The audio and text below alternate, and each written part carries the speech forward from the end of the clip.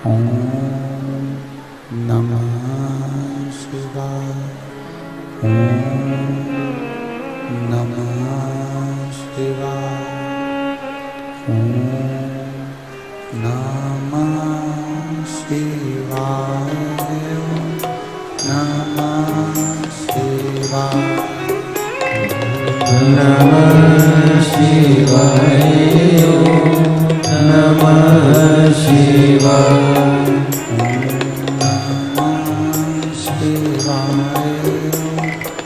नमः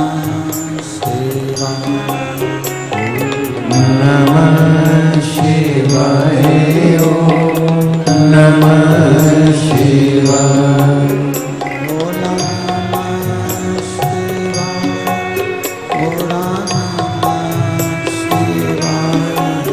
भोला नमः शिवाय। भोला नमः शिवाय।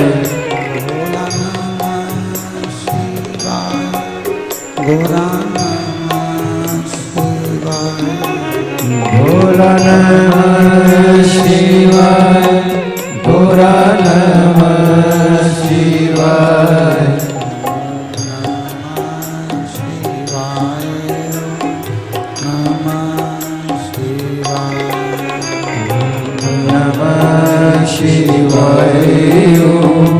नमः शिवाय।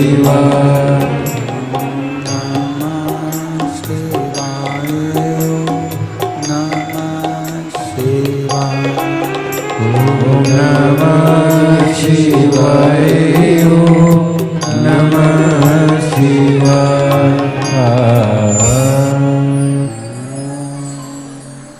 नमः शिवाय। ओम नमः शिवाय। ओम नमः शिवाय। विश्वनाथ भगवान की जय। महाकालेश्वर भगवान की जय। कुबेरेश्वर महादेव की जय। राजराजेश्वर भगवान की जय। हर हर महादेव। हर हर महादेव। हर हर महादेव। काशी विश्वनाथ ओगरदानी त्रिकालदर्शी कैलाशी अविनाशी भगवान शिव, जिनकी पुनीत पावन शिव महापुराण की कथा एक बार भगवान शंकर माता पार्वती को लेकर घूमने के लिए निकले थे और भ्रमण पर निकले भगवान शंकर पार्वती को लेकर। और भगवान शंकर को बहुत तेज भूख लगने लगी, बहुत तेज। मेरा ओघड़दानी, मेरा शिव, मेरा त्रिकालदर्शी, मेरा कैलाशी, मेरा अविनाशी, मेरा शिव, मेरा शंकर भ्रमण के लिए निकले हैं पार्वती जी के साथ। और शिव जी को बहुत तेज भूख लग रही है, बहुत तेज भूख।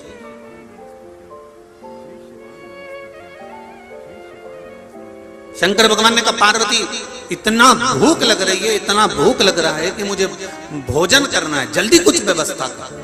पार्वती जी ने कहा प्रभु चलो कैलाश चलते हैं और हम भोजन बना देते हैं।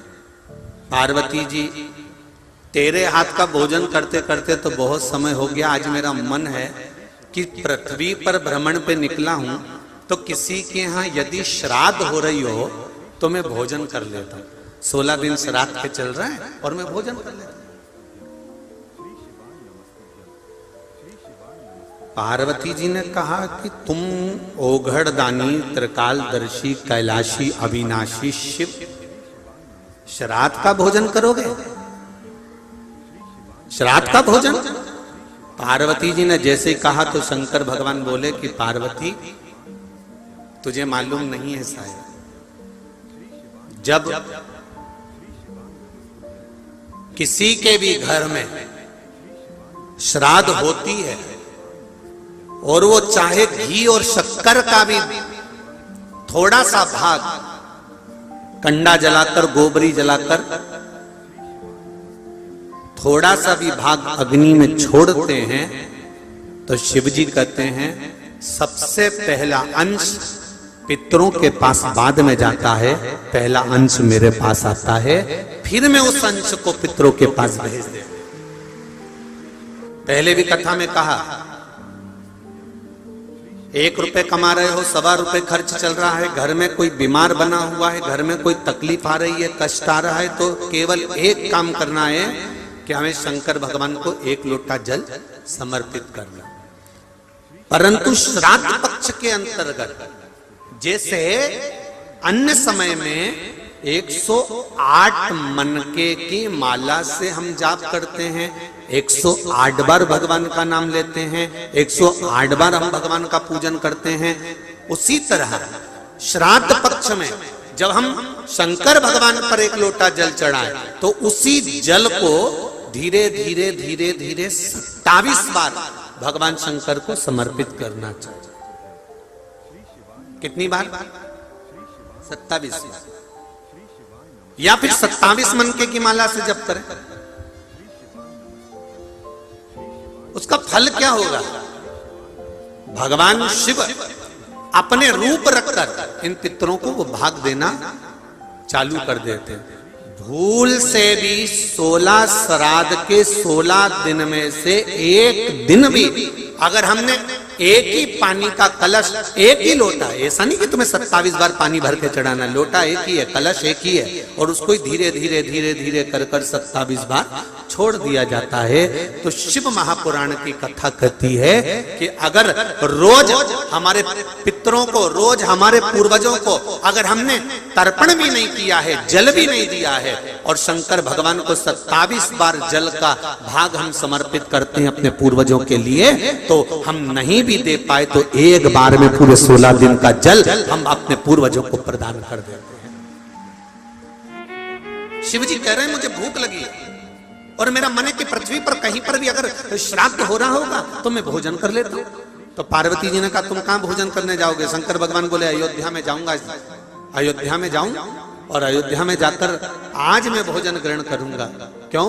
आज दशरथ जी के यहाँ पे श्राद्ध है, मैं जाता हूं। शंकर भगवान जाने की तैयारी करे, ब्राह्मण लोग जा रहे थे भोजन करने के लिए, मेरा ओघड़दानी, मेरे शंभु, मेरे शंकर स्वयं एक ब्राह्मण का रूप रखकर भोजन करने के लिए अंदर प्रवेश कर गए। अब जब अंदर प्रवेश करे,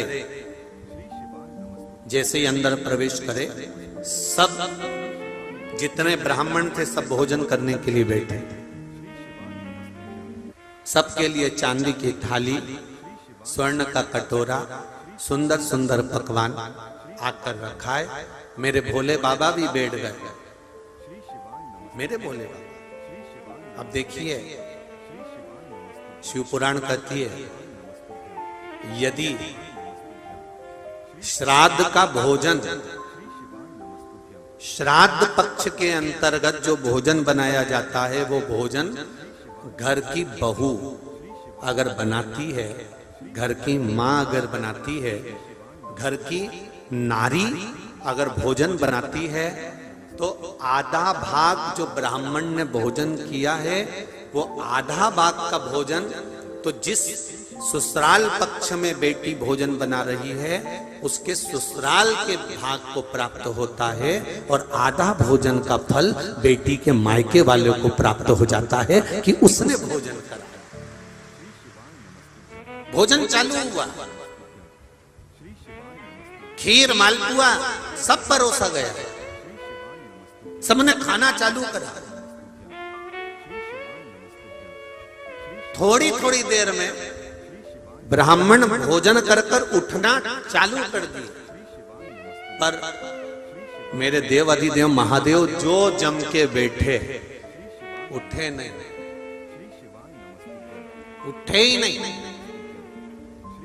शिव पुराण कर रही है देवाधिदेव महादेव बैठे हैं, भोजन चालू है, भंडारा चालू है, श्राद्ध चालू है, और भोजन करने के लिए जब देवाधिदेव महादेव बैठ गए और भोजन चालू हो गया, और भोजन चालू होने के बाद माता केकई, सुमित्रा, कौशल्या सब भोजन में, सीता, उर्मिला, मांडवी, शुद्धकीर्ति सब भोजन में लगी हुई हैं, और सब भोजन बना बना के दे रही हैं, माताएं परोस रही हैं, बड़े प्रेम से भोजन चल रहा है। भोजन चलते चलते चलते चलते चलते चलते सब उठ गए, पर महादेव नहीं उठे, नहीं उठे। इतनी देर में उर्मिला जी दौड़ कर आकर बोली सीता जी के पास, जीजी, ओ जीजी। जीजी बोली क्या बात है? सीता जी ने कहा उर्मिला क्या हो गया? उर्मिला जी बोली सब पंडित उठ गए, पर एक पंडित बैठा है वो नहीं उठ रहा है। सीता जी बोली तू एक बार एक काम कर, पानी भर के ले जा और पूछो महाराज पानी पियोगे? तो फिर इतने में उर्मिला जी पानी लेके, प्रभु पंडित जी पानी? पंडित जी बोले हमारे यहाँ पानी एंड में पीते हैं। तो उर्मिला जी ने पूछा पंडित जी एंड कब होगा? तो पंडित जी बोले अभी तो शुरुआत है, महत्तम चालू हुआ, टेलर चालू हुआ। ठीक है। अब उर्मिला जी दौड़कर फिर सीता जी के पास गए, जीजी जीजी। जीजी बोली क्या बात है? कि वो तो अभी तुम एंड में पानी लेंगे। तो सीता जी बोली ले जा, और ले जा, पूड़ी ले जा, कचौड़ी ले जा, भजिया ले जा, मालपुआ ले जा, खीर ले जा, सब ले जा के रख दिया। भगोने खाली होते गए, बर्तन खाली होते गए। सीता जी ने फिर शुद्धकीर्ति को बुलाया, शुद्धकीर्ति इधर आओ। शुद्धकीर्ति ने बोला हाँ जीजी जाओ जरा पंडित जी से पूछ कर आओ भोजन कैसा बना। पंडित जी के पास शुद्धकीर्ति जी गई, प्रभु भोजन कैसा बना? पंडित जी बोले भोजन तो क्या जोरदार बना है, पूछो ही मत। पानी ले आऊं? शंकर जी बोले एंड में ले। आखिर जैसे ही शुद्धकीर्ति जी अंदर गई, सीता जी ने पूछा उठ गया? शुद्धकीर्ति जी बोली वो तो अपन सबको उठा के उठेगा, कोई ऐसे उठने वाला अभी तो बैठा है। केकई मैया आ गई। केकई जी ने पूछा सीता तुम्हारे सिर पर पसीने की बूंद जमी हुई है, श्राद्ध चल रहा है ससुर का, और तुम्हारे सिर पर पसीने की बूंद, कोई दिक्कत है क्या? नहीं मां, एक ब्राह्मण भोजन करने बैठा है। केकई बोली वो तो सब ब्राह्मणों के साथ बैठा था। हाँ मां, 5 बार की पंगत उठ गई पर अभी तक वो नहीं उठा। मां तो अब तो सवेरे का भोजन चल रहा है 10 बजे का, दोपहर की 2-3 बज गई, अब तो उठने वाला होगा, जाओ थोड़ा और दिया। तो सीता जी बोली दे तो आती मां, पर भंडारे में भोजन की कमती हो गई। भोजन की कमती? एक काम करो डबल से बनाओ। सीता जी बोली 6 बार बना चुके, अब अंदर का पूरा माल निकाल के रख दिया। केकई तुरंत आवाज लगाकर बोली द्वारपालों से कहो बाजार में से सामान लेकर आए, और सीता फिर भोजन बनाओ। सास ने आवाज लगाई कि बाजार से भोजन लेकर आओ और जिमाओ। इतने में सारे द्वारपाल भागे और बाजार से भोजन ले लेकर आने लगे। जब आटे की बोरियां बाजार से आने लगी और शंकर जी के सामने अंदर जाने लगी, इतने में शंकर भगवान ने रोक कर पूछा रुको रुको क्या ले जा रहे हो अंदर? तो क्या अभी आटा ले जा रहे हैं, उसनेगा फिर पूरी बन के तुम्हारे पास आएगी। इतने में पंडित जी बोले, शंकर भगवान जो पंडित के वेश में थे वो बोले अंदर ले जाने की जरूरत नहीं है, तुम तो यही धर दो। इतना अंदर जाएगा फिर वापिस आएगा, फिर मैं खाऊंगा, उससे अच्छा यहीं पे रख दो तुम, तो मैं आराम से खा लूंगा। आटे की बोरी रख दी, बेसन की बोरी रख दी, मैदे की बोरी, रवे की बोरी, घी तेल शक्कर सब ला के रख दिया, और भोलेनाथ जी खाना चालू कर दिया। खाते गए खाते गए खाते गए खाते गए, उठे नहीं। इतने में सीता जी की आंख में जल भर गई। कौशल्या जी ने पूछा जानकी तुम रो रही हो? आज ससुर जी की यहाँ का श्राद्ध है और घर की बहू रोए, ये अच्छी बात नहीं है, तुम क्यों रो रही हो, क्या हुआ तुमको? इतने में सीता जी बोली मां एक पंडित भोजन करने बैठा है तो उठ नहीं रहा, पानी का पूछो। सीता जी बोली अब की बार मैं ही जाती हूं। सीता जी हाथ में जल लेकर पहुंची। ब्राह्मण देवता अगर आपका आधा हो गया हो तो पानी थोड़ा सा पी लीजिए। इतने में ब्राह्मण देवता बोले आधा तो होने दो, जब आधा होगा मैं पी लूंगा। सीता जी ने मन में सोचा भी तो आधा ही नहीं हुआ और अपन तो एंड की तैयारी में बैठे। सीता जी रोती रोती आंख में जल भरकर भगवान राम जी के पास पहुंचे। राम जी महाराज तो बड़ी मस्ती में बैठे हुए थे। तुरंत सीता जी को कहा, जानकी भोजन ब्राह्मण जिम के चले गए? सीता जी बोली सब चले गए, एक ही बैठा है, उठ नहीं रहा, तो उसको अच्छे से जिमाओ। सीता जी बोली सारा सामान जिमा दिया, भंडार का सामान जिमा दिया, सूखा जितना रखा था वो जिमा दिया, दुकानों पे से लाकर अंदर तो आया ही नहीं, बाहर निपटा गया। तो राम जी बोले फिर? सीता जी बोली अब आप बताओ क्या करें? राम जी बोले पहले मुझे देखने दो कि भोजन करने बैठा कौन है। मेरे राम जी जो जाकर झरोके में से झांकते से पहचान गए कि आज मेरे महादेव अकेले नहीं 33 कोटि देवी देवताओं को अपने अंदर बिठाकर भोजन कर। आज मेरे महादेव 33 कोटि देवताओं को अंदर बिठाकर भोजन कर रहे हैं। तब सीता जी को आवाज लगाकर कहा अब तू मत जा,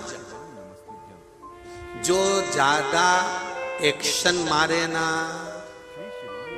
तो कुछ मत करो, जो पार्टी में ज्यादा इतराए उसकी पत्नी को लाके खड़ा कर दो, फिर देखो बापड़े को। तुरंत चुप साइलेंट, फिर हंसेगा भी नहीं, और हंसेगा भी तो उतना ही उसको देखकर, इससे ज्यादा हंसेगा भी नहीं। अंग्रेजी में पति को हस्बैंड कहते हैं, हस्बैंड।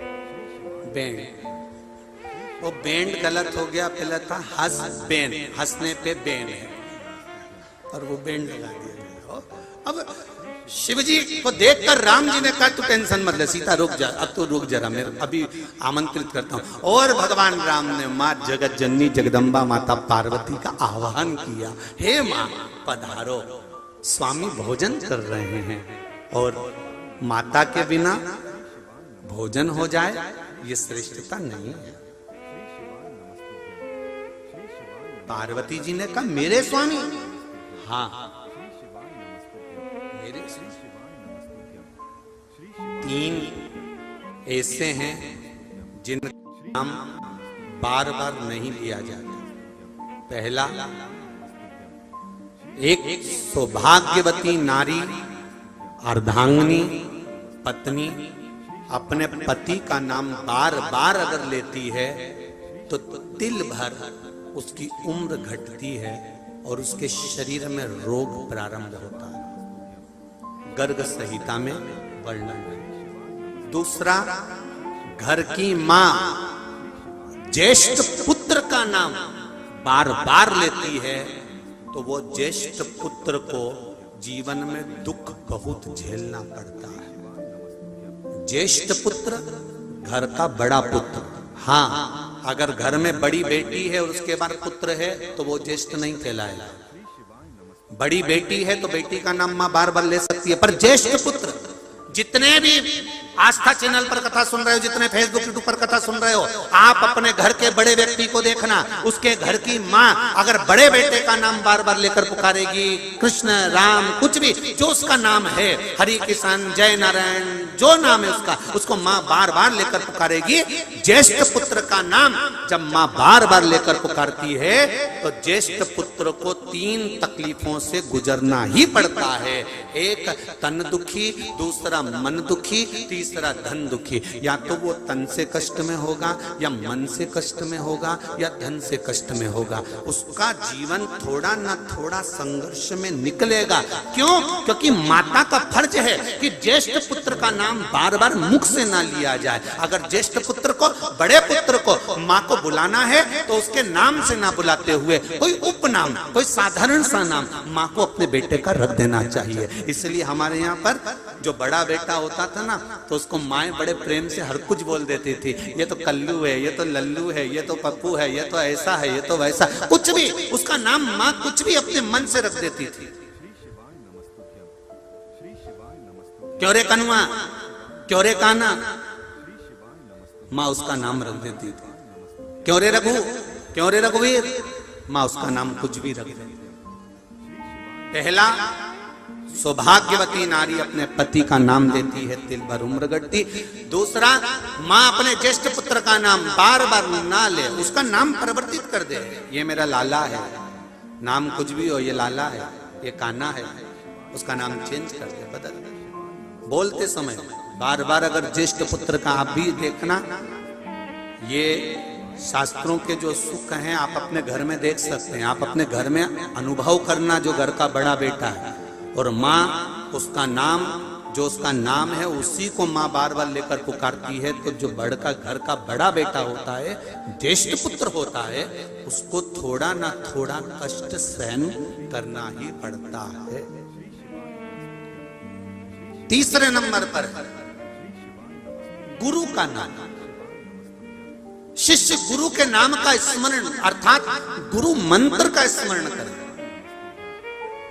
बार बार आप बोल सकते हो ये हमारे गुरुजी हैं, ये हमारे गुरुजी हैं, साहब वो अशोक नगर में रहते हैं, साहब वो गुना में रहते हैं, साहब वो शिवपुरी में रहते हैं, साहब वो वहां रहते हैं। आप कह सकते हो ये हमारे गुरुजी हैं, उस मठ में रहते हैं, वो हमारे गुरुजी हैं। आदमी पहचान जाएगा। क्या नाम लेना गुरु का जरूरी है कि वो कमलकांत जी, वो रामकिशोर जी, ये हमारे नाम? गुरु का नाम अगर तुमने गुरु मंत्र लिया है, आप गुरु दीक्षा ग्रहण करे हो, तो गुरु के नाम का स्मरण भी, गुरु मंत्र का स्मरण करो। पर गुरु का नाम बार बार अपनी जिह्वा से नहीं कि मेरा गुरु ये नाम है, उनका ये नाम है, मेरे ये नाम है, ये नाम है, हरि कृष्ण नाम है, तो जय नारायण नाम है, तो राम कृष्ण नाम है। नहीं नहीं नहीं, वो मेरे गुरु हैं, बस गुरु पद मूल है, गुरु पद की मूल। पार्वती जी ने पूछा कौन? मेरे स्वामी। हाँ, मेरे स्वामी भोजन कर रहे हैं। हाँ, जैसे ही सुना पार्वती जी ने, और सुनकर माता पार्वती तुरंत कहती हैं आप चिंता मत करो राघव जी, मैं अभी आती हूँ। और पार्वती मैया ने नाक में बड़ी सी नथनी पहनी, सुंदर मोती की लड़ लगी है, कानों में झुमका पड़ा है मेरी माता के, सिर पर लाल बिंदी बड़ी सारी, होठों पर लाली, नैनों में सुरमा, मस्तक पर गजरा, और माता के हाथों में सुंदर मेहंदी लगी हुई है, पाँव में महाबूर लगा हुआ है। मेरी माँ सुंदर टोकनी लेकर सामने खड़ी हो गई, और भोलेनाथ तो खाने में लगे थे, उनका ध्यान गया नहीं कि मेरे सामने कौन खड़ा है। और उन्होंने एक बड़ा सा लड्डू निकालकर चूरमे का शंकर जी की पत्तल में रख दिया। शिव जी ने जो लड्डू खाया, खाते से शंकर जी को लगा ये तो कोई पहचान वाला है। तुरंत देखा तक नहीं कि कौन ने परोसा, उतनी देर में पहचान लिया। पार्वती मैया ने एक चूरमे का लड्डू बड़ा सारा शिव जी के सामने रखा, शंकर जी ने लड्डू खाया और खाते से ही पहचान गए कि बाबा ये तो पहचान वाला लगता है। तो भोलेनाथ तुरंत लड्डू मुंह में भरा, और भरते से जो सामने देखा, क्योंकि शिव जी खाते गए, किसी को नहीं देखा कि सीता आई, कि उर्मिला आई, कि मांडवी आई, कि सुकीर्ति आई, कि केकई आई, कौशल्या आई, किसी को नहीं देखा। पर जो मुंह में लड्डू लेकर जो पार्वती जी को देखा, देखते से ही पार्वती जी बोली कितने दूं? शंकर जी बोले हो गया, एक में हो गया। पतियों की आदत है, अकेले अगर पार्टी में गए हैं तो कम से कम 2-2.5 घंटा सूरमा जैसे घूमेंगे, और अगर इनके साथ में जगत जननी गई है, फिर देखना थोड़ी देर खाना खाने के बाद बोलेंगे चले चले चले। अब पत्नी कह रही है रुको, तुमने तो खा लिया, हमेशा तो 2 घंटे 3 घंटे में आते थे, आज मेरे साथ आए हो तो इतनी जल्दी।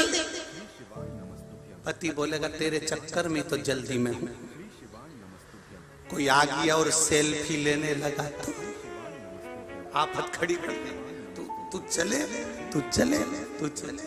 अब बड़ी शिव जी के सामने माता पार्वती बोली कितने लड्डू और रखूं? शंकर भगवान बोले एक में हो गया। पार्वती पर एक बात बता, तू यहां कैसे आ गया?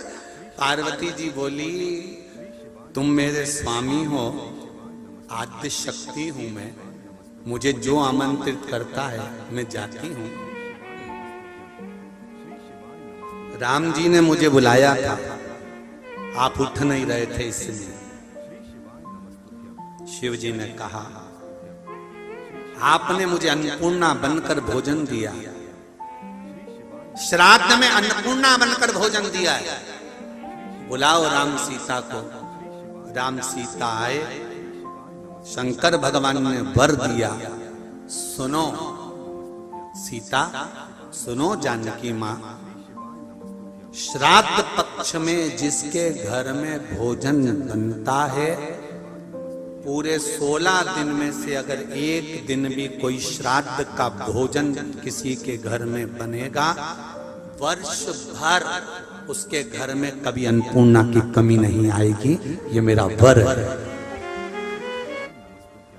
16 दिन आप किसी का श्राद्ध नहीं कर सकते, तो किसी एक का श्राद्ध, कोई दादा गया हो, परदादा गया हो, कोई पूर्वज गया हो, उसके निमित्त का भोजन घर में बनना चाहिए। और किसी विद्वान ब्राह्मण जो गायत्री करता हो, संध्या करता हो, भजन करता हो, कीर्तन करता हो, मंत्र जाप करता हो, किसी में कोई ऐब ना देखता हो, कोई निंदा नहीं करता हो, ऐसे ब्राह्मण जन को भोजन करा देना चाहिए। वो जीव भी तर जाए और अपने को भी आनंद की अनुभूति हो। शिव महापुराण की कथा कहती है, हमारे यहाँ पर श्राद्ध पक्ष में कौए को भोजन दिया जाता है। बोलो देते कि नहीं देते? जम के बोलो जरा। देते? गौ माता को भोजन दिया जाता है, स्वान को भोजन दिया जाता है। किसी भिक्षुक ब्राह्मण, कोई भूखा, कोई साधारण कोई व्यक्ति को भोजन दिया जाता है। क्यों? केवल श्राद्ध पक्ष, इसके पीछे साइंस का ये नहीं कि केवल ब्राह्मण अपनी मर्जी से इसको बोल दिया कि कौए को भोजन देना चाहिए, गौ माता को भोजन देना चाहिए, स्वान को भोजन देना चाहिए, विद्वत ब्राह्मण जन को भोजन देना चाहिए। केवल ब्राह्मण ने या हमारे शास्त्रों ने केवल किसी के पक्ष की बात नहीं लिखी, इसके पीछे साइंस का रीजन भी है। आप अंदाजा लगाइए, कौआ श्राद्ध पक्ष में जो भोजन करता है, कौआ श्राद्ध पक्ष में अगर थोड़ा सा मीठे का भोजन करता है, तो कौआ श्राद्ध के भोजन को खाने के बाद, मीठे भोजन को खाने के बाद पीपल के वृक्ष पर बैठता है। पीपल के वृक्ष के फल को कौआ खाता है। पीपल के वृक्ष का जो फल है वो कौए के पेट में जाता है। कौए के पेट में जब पीपल के वृक्ष का फल जाता है और उसने कुछ मीठा खाया होता है, तो अंदर जाकर एक प्रतिक्रिया प्रारंभ होती है, जिससे वृक्ष का निर्माण होता है। ये पीपल का वृक्ष कहीं से उगता नहीं है। कौआ उड़कर पीपल के फल को खाने के बाद, श्राद्ध का मीठा भोजन खाने के बाद, उदर में एक प्रतिक्रिया से एक बीज उत्पन्न हो जाता है। कौआ पेड़ पर बैठे, कौआ दीवाल पर बैठे, कौआ रेत पर बैठे, कौआ जहां जाकर बैठे और वो विष्ठा करता है, गंदगी करता है, तो उसके अंदर जो खीर, मीठे का भोजन और पीपल का जो फल खाया था उसका भाग उसके पेट के अंदर जो बीज उत्पन्न करता है, वो जहां जाकर गंदगी करता है, विष्ठा करता है, वहीं पर पीपल का पेड़ उगना प्रारंभ हो जाता है। पीपल के वृक्ष का निर्माण कौआ कर देता है। साइंस का रीजन है कि कौए को भोजन क्यों कराना चाहिए। आप ऐसे मत कराओ तो ऐसे तो कराओ कि कौए को निवाला देना चाहिए, कागराज देना चाहिए, कौए को भोजन देना चाहिए। क्यों? क्योंकि कौआ जितना खीर ग्रहण करेगा, जितना खीर का भाग उसके उदर में जाएगा, तो उसको ठंडक चाहिएगी। ठंडक चाहिएगी तो पेड़ पर जाएगा, पेड़ पर जाएगा तो पीपल के पेड़ पर बैठेगा, उसका फल भोजन को पचाने के लिए खाएगा तो विष्ठा करेगा, और विष्ठा करेगा तो पीपल का पेड़ जन्म लेगा। आप अगर वृक्ष नहीं लगा सकते तो आपने जो खीर खिलाई है, उस खीर से भी पीपल के वृक्ष का निर्माण हो जाता है, प्रकृति का सुंदरता बन जाता है। इसके पीछे तो साइंस कितना सुंदर लिखा है, शिव महापुराण के अंतर्गत आता है। स्वप्न में 4 जगह पर अगर पितृ घर के पूर्वज दिख रहे हैं तो उसका फल क्या होता है। मेरी माताओं से भी निवेदन है और मेरे भाइयों से भी निवेदन है, आपके घर के पूर्वज जो मर चुके हैं, आपके सपने में अगर 4 जगह पर नजर आ रहे हैं तो उसका फल देखिए। पहला, अगर आप सोए हो और आपके पितृ, आपके पूर्वज जो मर चुके हैं वो आपके सिर के पास खड़े हुए दिख रहे हैं तो डरना मत, बल्कि भगवान को धन्यवाद देना कि आज मेरे पितृ मेरे सिर के पास मेरे पूर्वज खड़े हुए हैं। कारण जब सिर के पास स्वप्न में मरा हुआ व्यक्ति नजर आता है, जो मर चुका है, जो पितरों में चला गया, जो बहुत साल हो गए हुए और वो हमारे सिर के पास खड़े हुए स्वप्न में दिख रहे हैं, तो समझ लेना कोई खुशखबरी घर में बहुत अच्छी आने वाली है।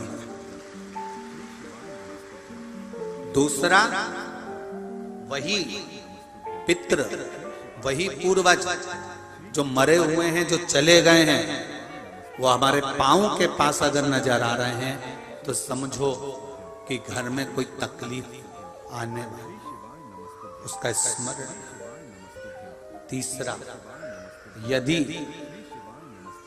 थोड़ी सी देर के लिए हमारे पितृ या हमारे पूर्वज जो मरे गए हैं वो हमें थोड़ी सी देर के लिए दिखे और अचानक ओझल हो गए, समझ लेना कि कोई क्षण भर की समस्या हमारे सामने आएगी, उससे हमें घबराना नहीं है।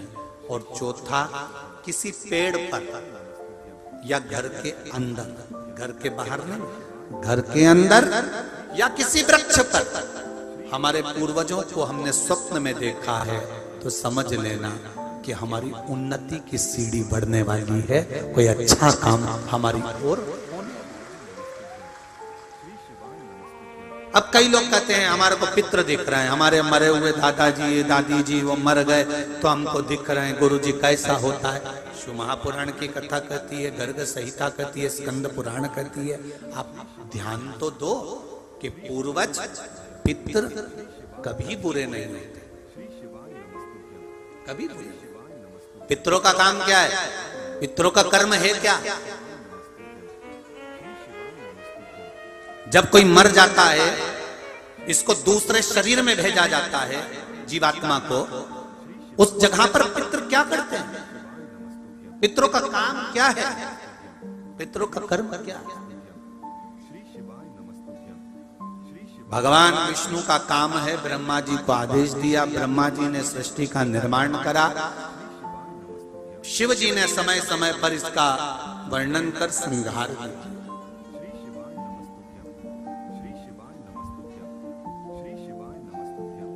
पितरों का कर्म क्या है?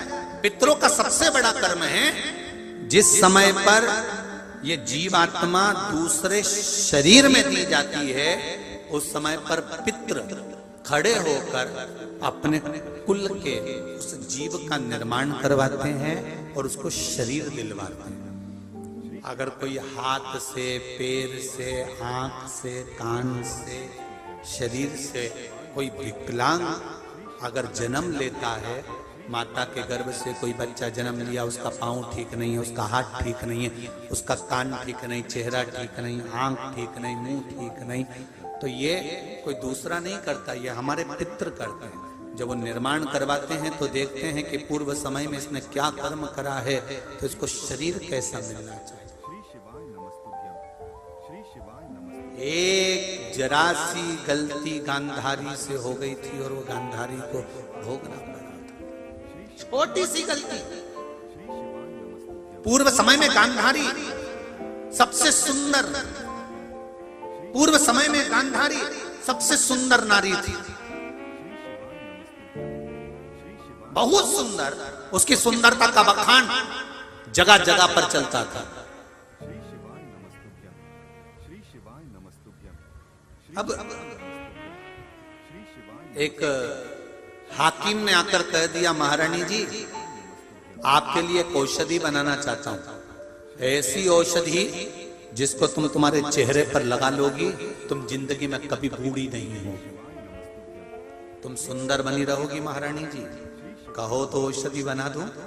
हाकिम के कहने पर राजकुमारी ने कह दिया औषधि बनाओ, पर हाकिम ने कहा औषधि तो बना दूंगा पर इसमें थोड़ी सी हिंसा होगी, आप समझ सकती हैं।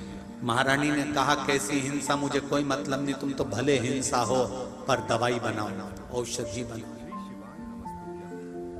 गांधारी पूर्व समय की जो रानी थी उसने हाकिम से कहकर औषधि बनाई। क्या चाहिए औषधि बनाने के लिए? तो कहा 100 केचुए चाहिए। 100 केचुए?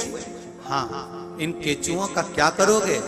उसको पीस कर दवाई उसी में मिलाकर दूंगा, जिसको आप अपने चेहरे पर लगाना, आप कभी बूढ़ी नहीं दिखोगी। राजकुमारी ने कहा 100 केचुए लाए जाएं और दे दिए जाएं। 100 केचुओं को लाकर हाकिम ने राजकुमारी से पिसवाया और उसमें दवाई मिलाकर राजकुमारी को दी। राजकुमारी ने चेहरे पर लगाया, भले बूढ़ी नहीं हुई पर अगला जन्म जब गांधारी का पाया, आंखों पर पट्टी बंधी है, पुत्र मर चुके हैं। गांधारी कृष्ण से कह रही है मुझे अपने बेटों का एक बार दर्शन करा दे, मैंने अपने बेटों को नहीं देखा, मैंने सुना है मेरे सारे के सारे बेटे मर गए, तू एक बार मिला दे। गांधारी को पकड़कर भगवान कृष्ण ने युद्ध के मैदान में कुरुक्षेत्र में ले जाकर खड़ा कर दिया। गांधारी से कहा पट्टी खोलो आंखों की। गांधारी ने आंखों की पट्टी खोली तो सामने एक बोर का बेर का पेड़ दिखा, एक बेर का पौधा, एक बोर का जो बेर हम खाते हैं उसका पौधा नजर आ गया। और पौधा दिखते से ही तुरंत गांधारी ने बेर तोड़ना चाहे, पर बेर तो ऊंचे लगे थे। गांधारी ने एक शव को उठाया, दूसरे शव को उठाया, तीसरे शव को उठाया, शवों का ढेर लगाया। गांधारी उस पर चढ़ गई और बेर तोड़कर खाने लगी। खाने के बाद गांधारी को याद आया कि मुझे तो अपने बेटों से मिलना है जो मर गए। कृष्ण से कहा कान्हा मेरे बेटे कहाँ हैं? कृष्ण कहते हैं गांधारी काकी, जो आपके पांव के नीचे मसले जा रहे हैं ये आपके बेटे ही हैं। गांधारी कहती है मेरे बेटों की ये दशा कैसे हो गई? मैंने कोई पाप नहीं करा, मैंने कभी कोई गलत कर्म नहीं करा, फिर ये दशा हुई कैसे है? भगवान कृष्ण ने कहा गांधारी काकी, पूर्व समय में तुमने 100 केचुओं को मलवाया था, वो 100 केचुए आज आपके सामने मले हुए पड़े हैं। जैसा दूसरे के साथ करोगे वैसा भोगने के लिए तैयार बैठे। शिव कथा कर रही है। बहुत छोटा सा मनुष्य का देह है, बहुत छोटा सा मानव का शरीर है, और उस मानव के शरीर में से भी आधे से आधा समय तो हम किसी ना किसी की निंदा में निकाल देते हैं। थोड़ा बहुत समय मिलता है तो हम कहीं उसको व्यर्थ में गंवा देते हैं। पर शिव महापुराण की कथा कहती है अगर हमने आधा व्यर्थ में गंवा दिया, निंदा में गंवा दिया, काम लोभ आसक्ति वासना तृष्णा मोह इनमें गंवा दिया, शिव पुराण कह रही है जितना बच्चा है उसमें से थोड़ा भी अगर हम भगवत स्मरण में लगा दें तो ये निश्चित है कि फिर किसी के पिंड की या किसी के तर्पण की हमको जरूरत नहीं पड़ेगी। ये निश्चित है कि जीव का कल्याण स्वतः हो जाए। नवरात्रि का मतलब क्या होता है?